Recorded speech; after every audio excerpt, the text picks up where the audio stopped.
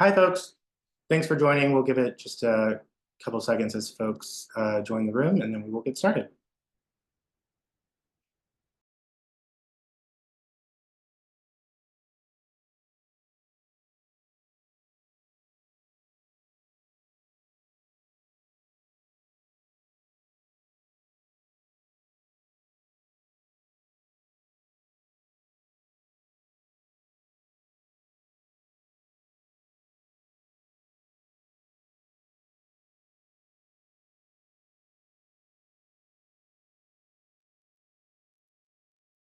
Hey everybody, hey Williams, let me know when we're ready to rock, okay? 2 more seconds.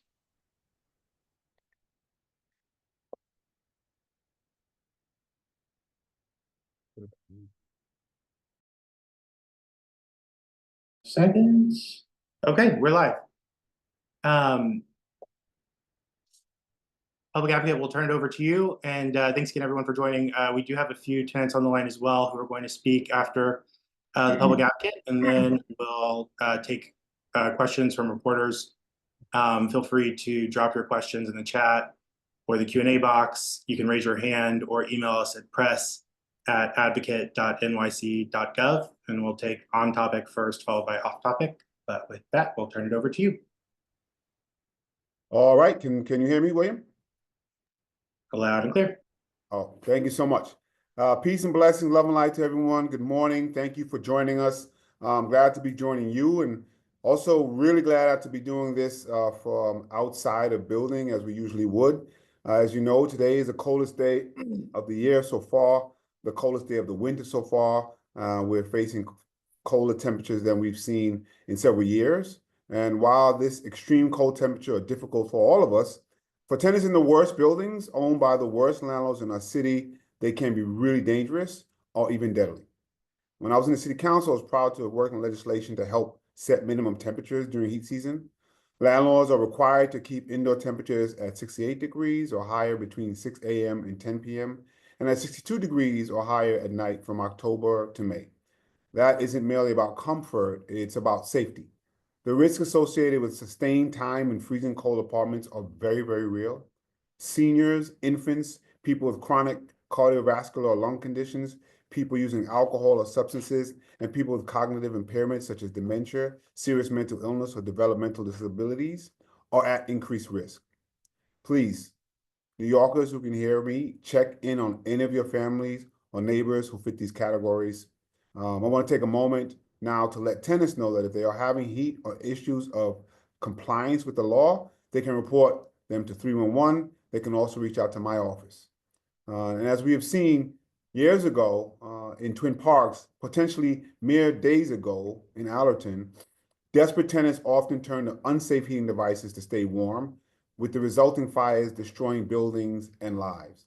Ved Prakash, owner of the Bronx building that burned last week, once topped our worst landlord list. Clearly, his negligence has had a cost, and accountability is crucial to preventing the worst consequences. Thankfully, we didn't see the loss of life like we did previously in Twin Parks. With the mission that we have, the #1 worst landlord in the city is Barry Singer, who tops the list with an average of 1,804 open violations during his buildings on the list for the period ending of November 2024. While this is his first time topping the list, congratulations, Barry. He has a long documented history of egregious neglect and misconduct dating back decades. Here are the top 10 worst landlords in the city from the end of 2023 to the end of 2024. Barry Singer, Alfred Thompson, Karen Gear, Melanie Martin, Claudette Henry, David Tettenbaum, Sam Klein, Robert Kozovitz, Jonathan Bahumi, and Joseph Emil. Now, some of these names will look familiar, others are not. Others are new. I'd also want to make sure sometimes people drop down because others got worse, not because folks got better. But since landlords often designate new head officers or new LLCs to avoid accountability, these new names, at least some of them, actually show long histories of neglect. For example, Melanie Martin, #4, is actually the head officer for much of Daniel Obshalom's portfolio. Much like last year's number one on the list, Jonathan Santana was at that time. Last year's worst landlord, Obshalom, has been incarcerated twice since the 2023 list was released, and as you can see, is still on our list. I want to focus again on the lack of heat that plagues so many tenants and is represented across so much of this list. At Barry Singer's worst building, 620 East 178th Street in the Bronx, there were nearly 40 heat outages complaints to HPD during last year's heat season alone. Heat and hot water violations account for a quarter of violations at the site in the last 3 years. That's 40 times tenants were left freezing as buildings were left neglected. Over the 8 months of the heat season, included in this year's list, Singer received 121 heat and hot water complaints over his 7 buildings on the list. In the same period, there were a total of 832 heat and hot water complaints at the buildings on the list owned by the 10 worst landlords in the city. Now, New Yorkers can view the entire list at landlordwatchlist.com. That's landlordwatchlist.com to see if their landlord or building is featured and to find out what they can do next. Let me take this opportunity to explain to New Yorkers what goes into this ranking, how our list works, and how it can be a tool for organizing and accountability, which is what our office is set up to assist with. Private landlords on the worst landlord watch list are ranked objectively according to data obtained by the Department of Housing Preservation and Development, also known as HPD. Landlords are ranked based on the average number of housing code violations open per month on their buildings on the watch list, using data from November of 2023 to October of 2024. That data, that information comes from HPD inspections, usually stemming from tenant complaints, such as 311 filings. We then put together a list of the buildings with the most violations, particularly Class B and Class C violations, and look at their ownership. The landlords with the highest number of average open violations at buildings in their portfolio, which we've identified as in disrepair, then rise to the top of our worst landlord watch list. Watch list methodology relies on calculating the average of open violations per unit. Chasing down the landlords themselves, seeing who owns what, is often a very difficult challenge because of the shell game LLCs engage in and our landlords who have LLCs engaging. New Yorkers can use whoownswhat.justfixit.org. Again, whoownswhat.justfixit.org in conjunction with our website to explore the entire portfolios of their landlords. But it's also clear we need to reform and to try to prevent this kind of evasion. Be clear, this is specifically to try to evade folks like the Public Advocate's Office, government, and tenants to find out who owns that building. Unfortunately, the governor inexplicably watered down an LLC transparency bill that actually passed the legislature last session, making it so that the public cannot, or at least have much more difficulty accessing this information. I don't know why the governor wants to help landlords hide their misconduct or their money. That's a question I hope the media will ask the governor. Hopefully we can address this sooner than later. Our site does provide additional information on the buildings beyond HPD violations, including evictions executed, Department of Building or DOB violations, and tax issues. Very often these issues are interconnected with negligence or putting profit over people. Our site also demonstrates the interconnectivity of issues faced by New Yorkers by putting housing at the core. Our analysis has found that areas with concentrations of worst landlord buildings are the same neighborhoods that have the most people of more color, the most lower income, also have less access to things like education. Our tech and housing teams compile this information with the cooperation of HPD and the use of open data reporting, and I assure you those same communities are very likely the ones that had the most COVID deaths, have the most gun violence, and the least access to mental health support. Today, the watch list tracks not only the top 100 worst landlords across the city, but also the top 10 worst buildings overall, along with a cumulative list of each building on the watch list. There are also visualizations comparing the locations of each watch list building to neighborhood, racial, and economic demographics. Very proud of our office's work in making this list more dynamic. I encourage you to look at these maps. They tell a striking story of not only landlord neglect, but neglect by decades of governance. Issues with conditions broadly and heat specifically are not only among private landlords. The New York City Housing Authority has demonstrated an inability to improve conditions, and as of Tuesday afternoon, there are unplanned outages of heat or hot water at 4 developments covering over 6,600 residents. As of November 2024, there were about 611,000 open work orders, an increase of over 35,000 from the previous year. Perpetual mismanagement of nature and an inability to keep the heat on makes the city itself the worst overall landlord for hundreds of thousands of New Yorkers, and they're in a category of its own. I will add that we do know NYCHA does need real capital money from our federal partners, but they also need better management. On Monday, we celebrated Dr. King's life and legacy. A too often overlooked part of that legacy is his work on housing. Dr. King once moved to Chicago slum to call attention to the conditions there. And importantly, we often call our worst landlords slumlords. But Dr. King pointed out that the damage of so-called slums goes far beyond the front door. Just as our data showed for New York City, the areas of slum housing in Chicago also saw less economic opportunities and investment, less educational opportunities, worse public spaces. These problems persist in neighborhoods across decades and across our city. But too often, in the face of this neglect, we are frozen. Whether the heat is out or not, we feel powerless. And I want New Yorkers to know that we do have power. Daniel Opshalom went to jail. Many of his tenants are working to reclaim their buildings. That comes out of public shaming, public pressure, and vitally, organizing. I'm an organizer by training. My office is committed to helping tenants organize and get what they demand and deserve. The Watchlist is a tool meant to inspire tenant organizing. We cannot sit frozen any longer. We need to get moving.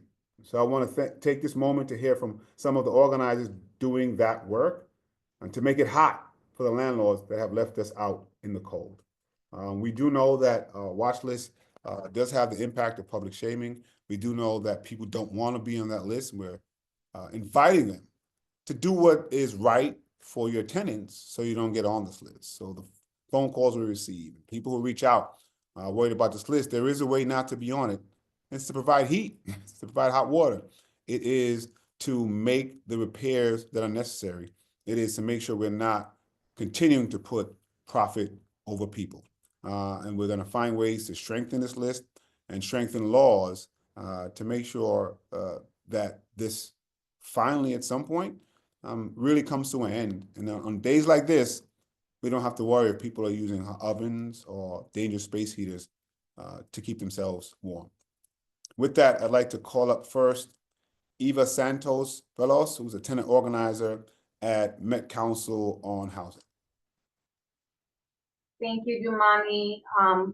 I think, as you mentioned, this forced landlord list just gives the tenant the power to continue organizing, to continue to see that, yeah, this landlord will be held accountable if they call 311 for having no heat, if they continue to make this report in order to be holding this landlord accountable. We have Olga Camille here from 705. That is an example of what this worst landlord list has done to their tenant association to be able to build their tenant power and be able to hold Daniel Shalom accountable. We know that there's much more to be done. We know we are waiting and making sure that the transfer of ownership happens, but they have been able to get so much far ahead from when they were 5 years ago. They didn't have a super in the building at all. They didn't have no organization. They didn't have no support from the city. And now they're able to see, thanks to the worst landlords list and putting the pressure to the landlord in the public eye, how important it is to organize and come together and continue to build laws and policies that hold the landlords accountable. And when they're not providing any heat, for example, just on Christmas Day, even after Ohad Shalom has been in the list for 2 years, he kept both buildings without no heat, and it's an ongoing issue regardless of him being in the public eye. So I think it's extremely important to continue to build policies and make them stronger in order to continue to hold them accountable. Because yes, the list makes them make that steps easier, but it's not enough in order for them to feel like they need to make sure that the tenants are no longer neglected. And I thank the public advocate and his office for creating the list that makes the tenants know and understand that they have the support. And the public advocate office will always stand in front of their tenants' right before anything. Thank you so much, Eva, and thank you, Olga, for allowing us to come into your apartment for a little while. And I do want to thank HPD and the commissioner for the actions they took, and the admin for the action they took on Daniel Obshalom. Hopefully, they'll take more actions like that even sooner when it comes to some of the worst landlords. Next, we're going to have Mark Nantantawan, organizer from Housing Conservation Coordinators. Hi, everyone. Good afternoon. As a tenant organizer at Housing Conservation Coordinators, I've worked with tenants of Daniel Obshalom over the past several years across multiple buildings in Hell's Kitchen and the Upper West Side.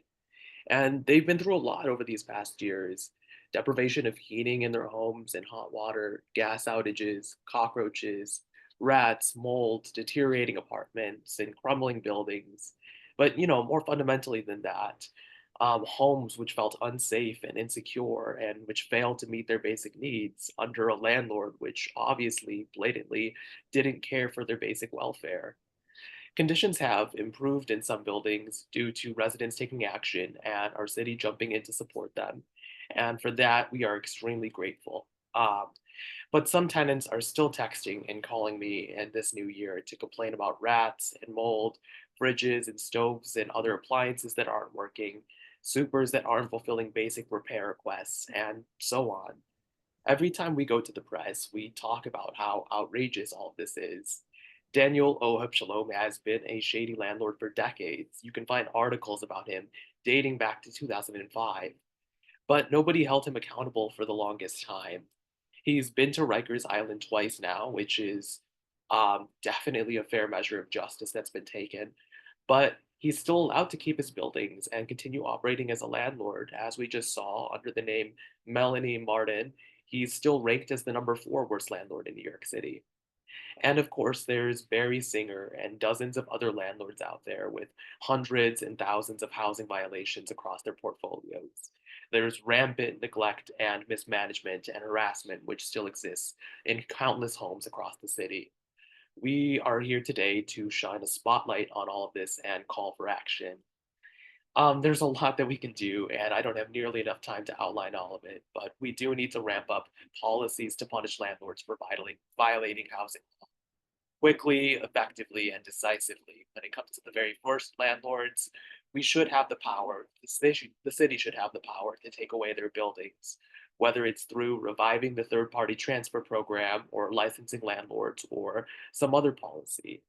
And HCC and other organizations are fighting for policies like the Community Land Act to bring more homes in New York City under nonprofit community stewardship where they can flourish instead of deteriorate.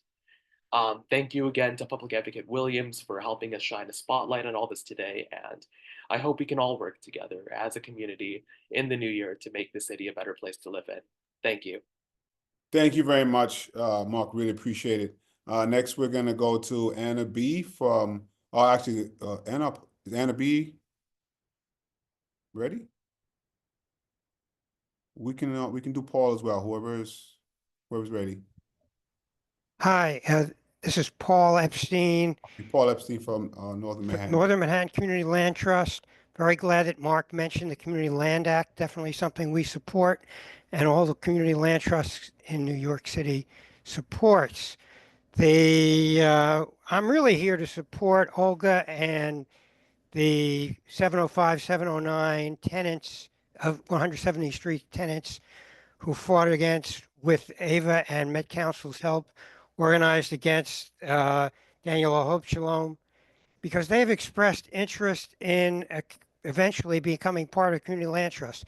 What happens the day after? When community, when building ownership actually changes, what we worked with Met Council to get a state planning grant to help explore that with the tenants of 705, 709, to help them determine how to how to develop a plan that gives tenants a lasting voice in both their housing and the land under their housing, separating the land from the building through a community land trust, namely the Northern Manhattan Community Land Trust, after the ownership change occurs, so that they're not going to end up again at the potentially their buildings falling into the hands of another bad landlord.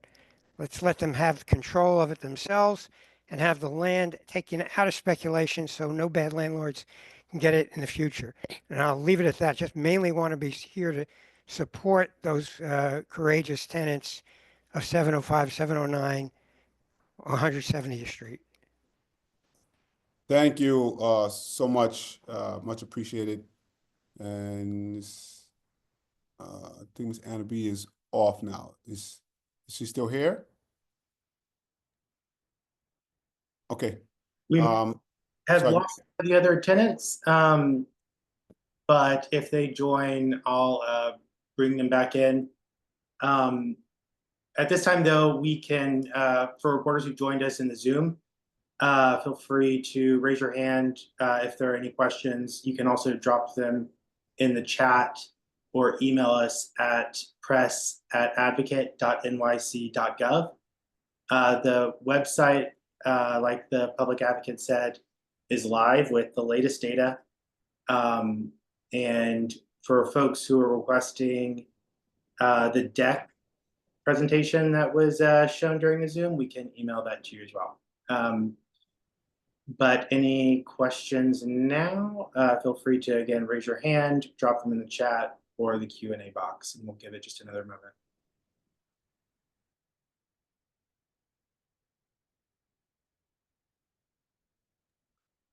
Okay, and if there's no questions, know that we're going to be heading out to a building owned by Daniel Obshalom or Melanie Martin or Johnson Santana or whatever name Daniel Obshalom would like to use this year, but it's owned by him and it has chronic issues, including chronic heat issues. And so we hope folks will join us and really put a spotlight on shaming what's been occurring. And as folks know, every year we do this Worst Landlord Watch List. We hope what it does is have the impact of making tenants' lives better. That does happen. We want it to happen a lot more. It should not be this easy for people to put profit over people, to make money while people are literally freezing, endangering themselves, trying to be to get heat to their families, or to live in a place that's habitable for human beings. The last elections have shown us how important affordability is and the things that people actually care about. And if we want to address that, there are ways that we can do it. This watch list helps do that. Housing is a human right, and it's really, really important that we don't have tenants who are literally choosing or trying to choose something that's affordable and something that's livable. That's a horrible choice to be putting folks in. And the communities where these issues are occurring have a lot of intersecting and overlapping issues in those communities. And so I really hope folks will come out and help us put some shame to this and help government and tenants really hold landlords accountable. So if there's no questions, I think do I see hands up, William? Yeah, we'll first go to Mac Rosenberg with Tintinmans. Sure. Hi, can you hear me? It's a little difficult, but I think I can make it out. Okay. Hi, public advocate. Hello. I heard it was mentioned that Melanie Martin and Daniel Oheb Shalom have are basically the same building landlord. Can you explain their connection and just your reaction that this guy went to jail twice? It's been documented for years, all the problems, and yet still we're here where they're on this list. Yeah, we have a problem with people hiding. They use LLCs to really hide who is the ownership. So when he was number one on our list, the paperwork requires that you put people on as representatives. And so Jonathan Santana was that person last year. This year, it's Melanie Martin, High Point Associates, looks like 11 LLC. The names of the LLC will change. The names of who reps the person will change. But if you dig far and hard and wide enough, you'll find out who the owner is. It's a long, laborious process. Sometimes you're not able to do it, actually. But we were able to find out this is still Daniel Obshalom. I'm sad that the governor vetoed a bill that would help make this better. The legislature decided this was an issue that they want to take on. They passed legislation. Unfortunately, the governor vetoed it. Hope she'll reconsider. Hope the legislature will put it back in so that people will know who the owners are. You know, arrested twice. He's getting building taken from him. And I guess that's why he dropped from number 1 to number 4. But he's still on the top 10. So we need to have some of these things happen a lot quicker. And I know these buildings should be taken from him a lot quicker as well. I'm sorry, the bill was severely watered down, not vetoed completely. So that's, I want to make sure I correct that. And why she would water it down, I'm not sure, but we need a strong version of the bill, not the one that was watered down. Thank you. Up next, we have Vanessa Murdoch with CBS.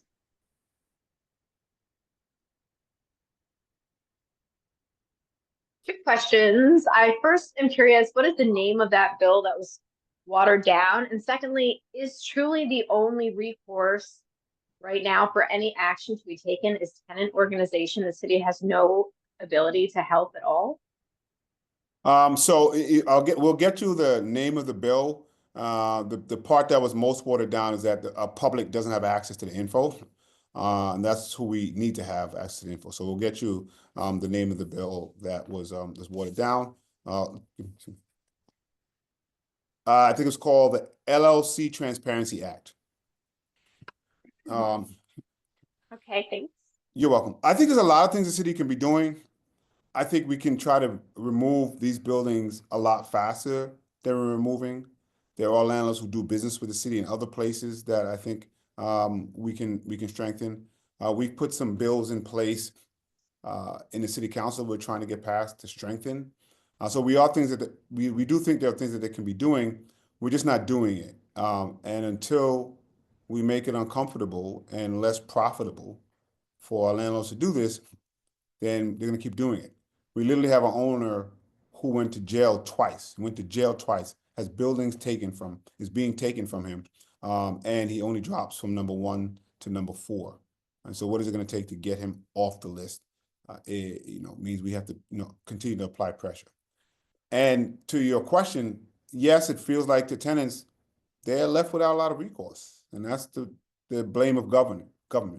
And so we're using the powers that we have in the office to help aid in the one thing they can do, which is organize and continue to put pressure. And these list helps them do that, along with the media who pushes this stuff out. Thankfully, we've seen it have impact with the Obshalom buildings, but we need a lot more. And so it is disappointing, the lack of resources that tenants have had in the past years to get these things fixed. Thank you. Up next, I see Luis Nunez with NBC.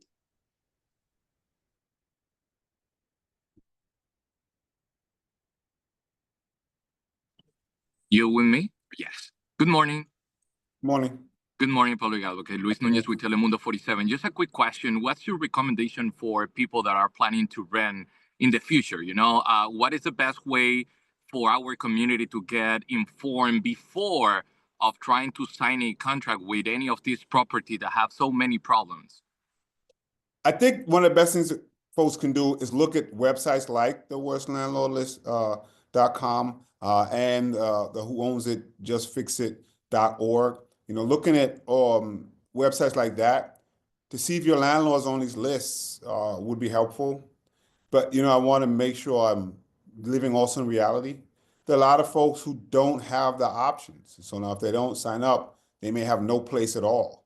Maybe one of these folks are the only people that will take some of the types of payments that they're able to give. And so there's a lot of pressures out there that allow these owners to do that. And so hopefully they will look at these lists, and knowledge is power, so you at least have the knowledge to be able to make decisions, but we're also very aware that the decisions might be limited based on what tenants are facing in trying to get housing that is simply unaffordable for most, and one of the most unaffordable cities, definitely in this country and likely the world, to try to find housing.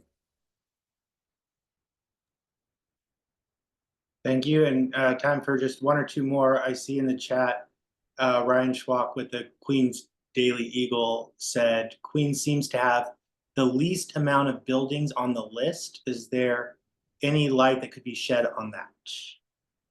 I mean, we should do a deeper dive and see what that is. I wonder if it's just based on which boroughs have the most apartment buildings. That might be something that is what's key there. I don't think unfortunately, they're short of bad property owners and landlords. I think it might be just a function of where most of the apartment buildings are in the city. But we always make sure that Queens has the same information that everybody else has, so they can find their worst landlords and help organize.